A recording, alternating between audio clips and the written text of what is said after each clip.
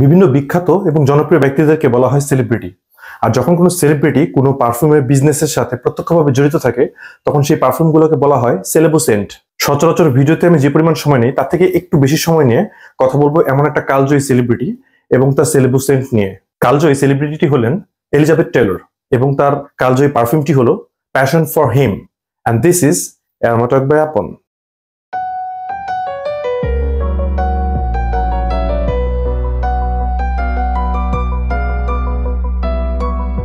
সেলিব্রিটিদের যে খ্যাতি, এই খ্যাতি ব্যবহার করে দুনিয়াব্যাপী প্রচুর সেলেবু সেন্ট বিক্রি হয় এবং এটার কারণে ব্যবসা সফল হয় বিভিন্ন কোম্পানি। কিন্তু পারফিউম বোদ্ধা এবং পারফিউম অনুরাগীরা সচরাচর সেলিব্রিটি সেন্টগুলোকে একটু পাশ ফিরে চলেন। মূলত এটা লো কোয়ালিটি এবং কাজের থেকে নাম বেশি এরকম একটা বিষয়বস্তুর কারণে। কিন্তু আজকে যে পারফিউমটা নিয়ে কথা বলবো সেটা একটু ব্যতিক্রম।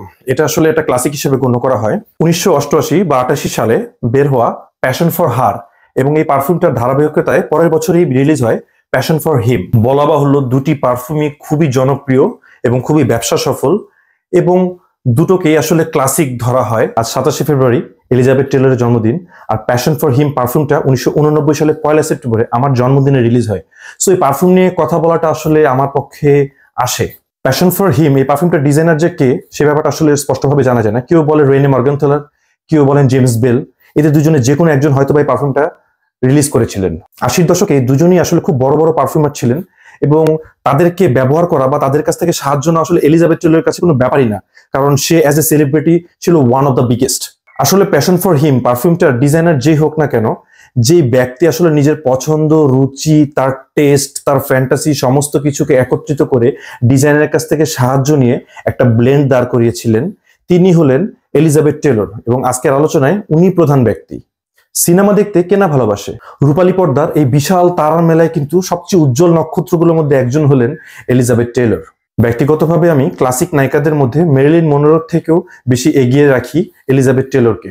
সিনেমা জগতের মানুষদের বা হলিউড তারকাদের যে বিলাসবহুল বর্ণাঢ্য জীবন নিয়ে পুরো পৃথিবীর মানুষ ফ্যান্টাসি দেখে এবং আলোচনা কেন্দ্রবিন্দুতে রাখে, সেই বর্ণাঢ্য জীবন কিন্তু এলিজাবেথ টেলর তার কিশোরী বয়সে অর্থাৎ টিনেজ বয়সে পেয়েছিলেন, এবং সেখান থেকে জীবনের শেষ পর্যন্ত তাকে একবারও পিছন ফিরে তাকাতে হয়নি। এই বিশাল শিল্পী কিন্তু তার ব্যক্তিগত জীবনে একদমই স্থির ছিলেন না।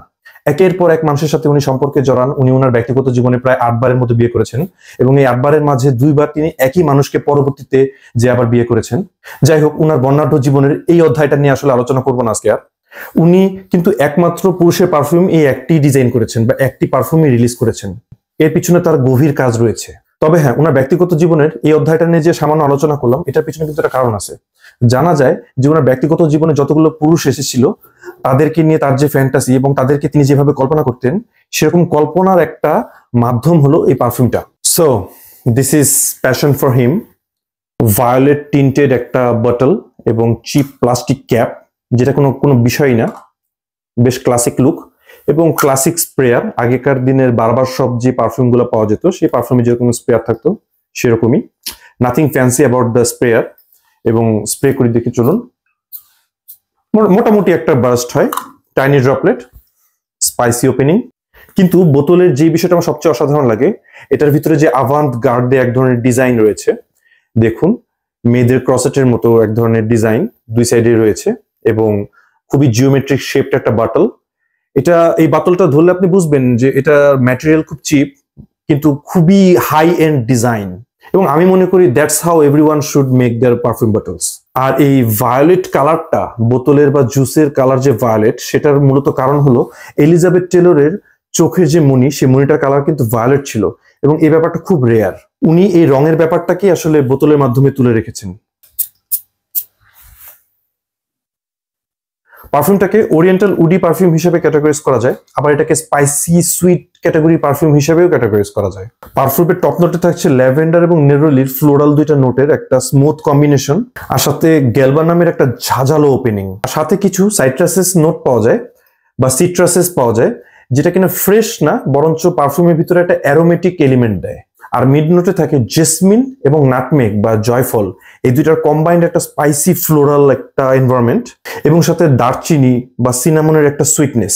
আর বেজ নোটে থাকে মাস্ক আর ভ্যানিলার একটা কম্বাইন্ড স্মুথ স্ট্রাকচার, খুবই সুইট স্ট্রাকচার, এবং এই ব্যাপারটার সাথে থাকে ভেটিভার, আর এই ভেটিভারটা পুরো পারফিউমটাকে একটা ড্রাইনেসের ভিতরে রাখে। আরেকটা ব্যাপার বলে রাখি, অফিসিয়ালি পারফিউমে আরো প্রচুর নোট ব্যবহার করা হয়েছে। এই 60, 70, 80 দশকের সব পারফিউমে প্রচুর নোট ব্যবহার করা হতো, কিন্তু মূলত ওই পারফিউমের নোটগুলো ব্যবহার করা হয়েছে এটা ওভারঅল একটা সেন্ট প্রোফাইল দাঁড় করানোর জন্য। আপনারা আলাদাভাবে এই নোটগুলোকে খুব একটা ভালোভাবে ধরতে পারবেন না।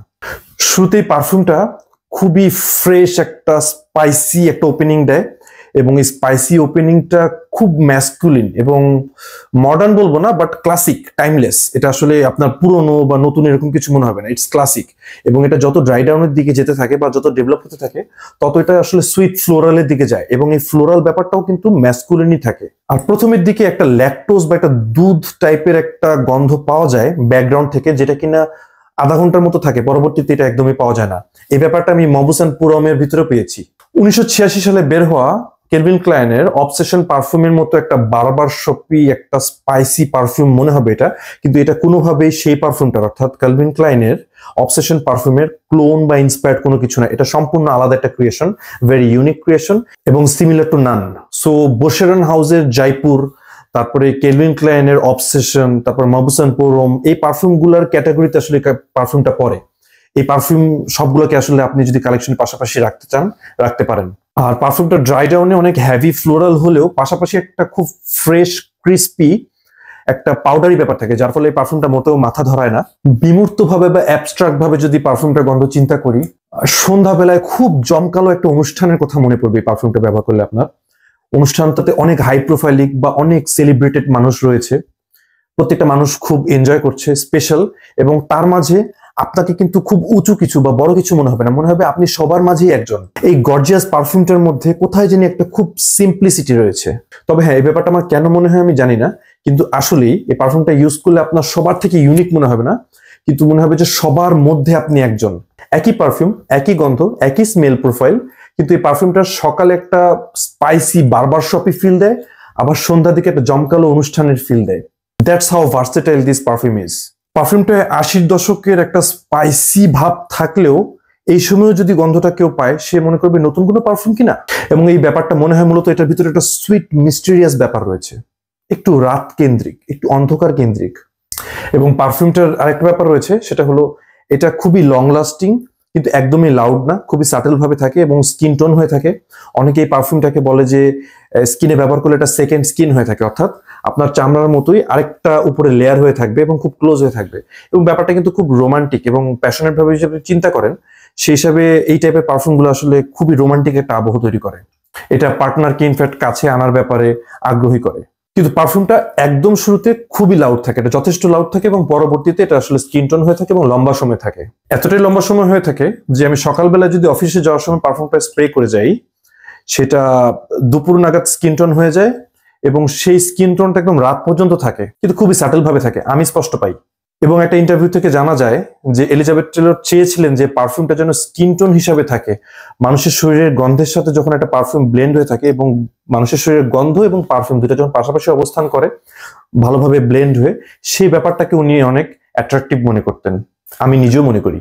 পারফিউমটা আসলে সব ধরনের সিজনে আমি ব্যবহার করেছি, যে কোনো সিজনে ব্যবহার করতে পারবেন, কিন্তু এই পারফিউমটা আমার যেটা মনে হয় যে এটা সিজন বেসড না, এটা বরঞ্চ মুড বেসড। হয়তোবা আপনার কালেকশনে লক্ষ লক্ষ টাকার পারফিউম আছে, অনেক দামি দামি নিশ পারফিউম আপনার কালেকশনে আছে, কিন্তু স্পেসিফিক মুডে ঠিকই আপনি এই পারফিউমটা বের করে স্প্রে করে বসবেন। যে কোনো অকেশনে, যে কোনো সিচুয়েশনে ব্যবহার করা যায়, কিন্তু একটু রিল্যাক্সড, একটু কমফোর্টেবল, একটু মুডি যদি ফিল করেন, সেক্ষেত্রে পারফিউমটা বেশি এনজয় করবেন। পারফিউমটা যেমন ম্যাসকুলিন, তেমনি পাশাপাশি এটার ফ্লোরাল যে প্রোফাইলটা আছে সেটার কারণে আবার বেশ খানিকটা ফেমিনিনও, যার ফলে এই পারফিউমের প্রোফাইলটা আসলে ট্রু ইউনিসেক্স। বেশ কিছু পারফিউমের দোকানে আমি এই পারফিউমটা দেখেছি, মূলত অনেকদিন ধরে পরে থাকা একটা পারফিউমের মতো হয় বিষয়টা, আসলে সবাই এই পারফিউমটাকে চিনে না বা এই পারফিউমটা আসলে ব্লাইন্ড বাই করার ব্যাপারে ইন্টারেস্টেড থাকে না হয়তো বা। যাই হোক, ভালো হয়েছে, আমি তো পেয়েছি। তো পারফিউমটা আপনারা 3500 থেকে 4000 টাকার ভিতরে পাবেন, যদি বাইরে থেকে নিয়ে আসেন সেক্ষেত্রে আপনাদের এরকম দামের ভিতরেও পেয়ে যাবেন। ক্লাসিক পারফিউম, সো এটাকে আসলে রেট করার প্রশ্ন ওঠে না, 10-এ 10 এই পারফিউমটা অনেক আগে পার করেছে। এবং জানা যায় যে এই পারফিউমটা প্রথমের দিকে বেশ পোটেন্ট ছিল, এখন এটা রিফর্মুলেট হয়েছে, বেশ কিছু লাইট হয়েছে, কিন্তু এখন আমি যা পেয়েছি সেটা যথেষ্ট। এবং এই পারফিউমটা একটা ভিন্টেজ ব্যাচের সাথে আমার পারফিউমটার সাইড বাই সাইড কম্পেয়ার করার আমি সুযোগ পেয়েছি, এবং আমার কাছে সম্পূর্ণ সিমিলার লেগেছে, একটু ভলিউম আপ অ্যান্ড লো এরকম একটু পার্থক্য, that's it.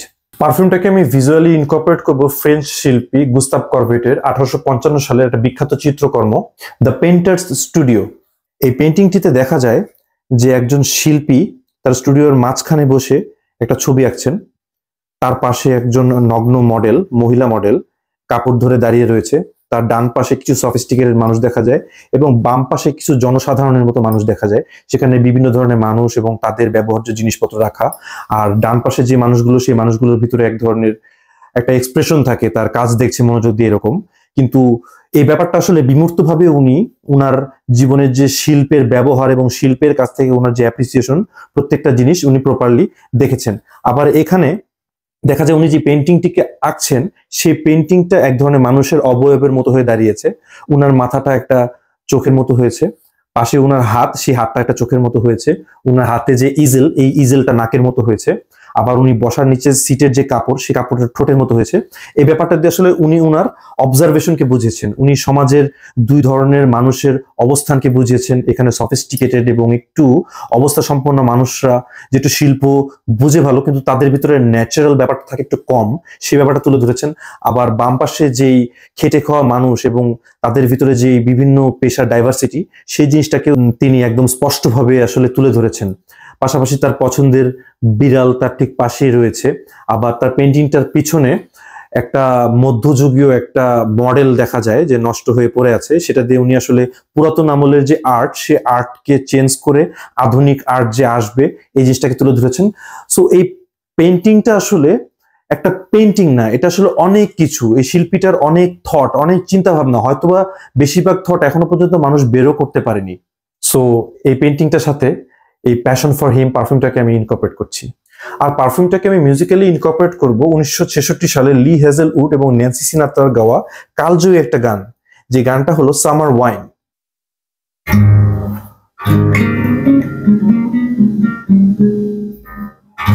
Strawberry cherries and angels kissing spring. My summer wine is really made for all this thing.